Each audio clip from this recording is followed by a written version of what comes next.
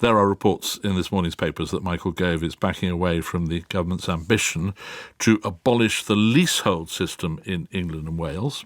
Here's what Mr Gove told Sky News in January.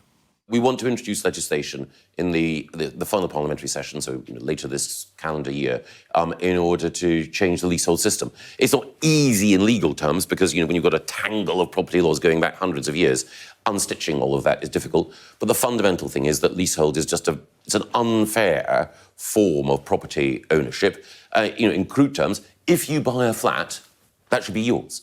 You shouldn't be on the hook for charges which managing agents and other people can land you with, which are, gouging. But is that commitment still there?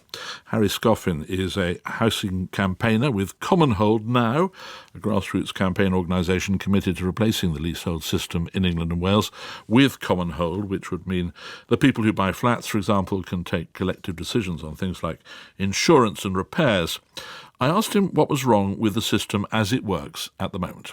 There's a long list, but basically you don't own your property. You own a right to occupy the property. Normally it's a flat for a set number of years. And the problem is you share control with a third-party freeholder or landlord. Sometimes they're called building owners. So you have to pay bills that are dictated to you by someone else that you may never have met in your life.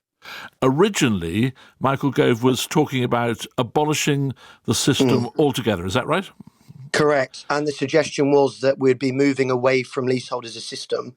And that would mean wholesale shift to Commonhold. And briefly to explain what Commonhold is, it means that when you buy a flat, it's yours, you own it outright, and then you appoint the managing agent. So instead of someone in maybe Monaco or Cayman Islands appointing that managing agent and controlling the service providers, you'd be in the driving seat. What would change in the circumstances we now seem to be looking at? There are suggestions that people would be able to extend their leases at a cheaper rate. They'd be able to buy a 990-year extension. At the moment, you can only extend for 90 years under the current law.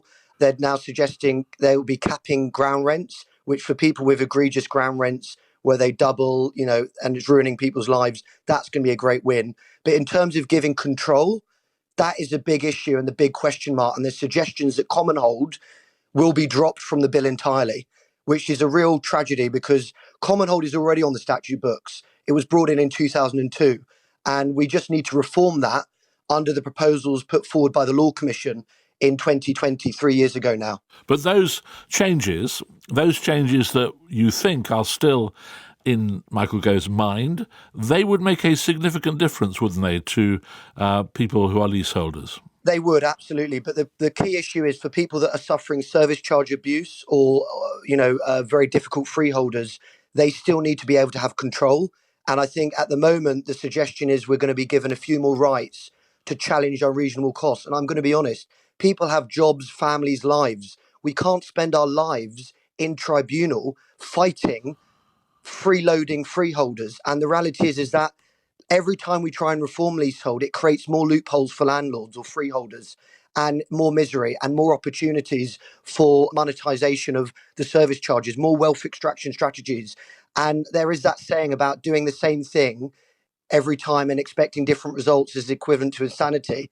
That is a concern that it's just going to be more sticking plaster reforms. Give us an example of somebody who'd be caught by the bits that aren't done in the watered-down version of the bill. Yeah, so I'm going to bring it back to my mum. It's a case I know too well. I live with her. Her service charges have increased £10,000 in 5 years. The freeholder is offshore, is one of Britain's richest men. And we don't feel that we're getting any value for money at all. Flats are now being sold at auction. You can't even give these properties away. It's in a good location, in East London, thriving area. And the reality is there is no fancy swimming pool. There's no gym. There's no garden. But unfortunately, we have no right to manage because of some commercial premises underneath. And we can't buy the freehold out. So we're locked into a monopoly. And you have to ask yourself, we can change your mobile phone provider at the, click. And at the end of the day, for the most important purchase of your life, a flat at home, many leaseholders are facing this situation where they feel like they're living in a cartel and you've just got to pay what's demanded. Harry Scoffin,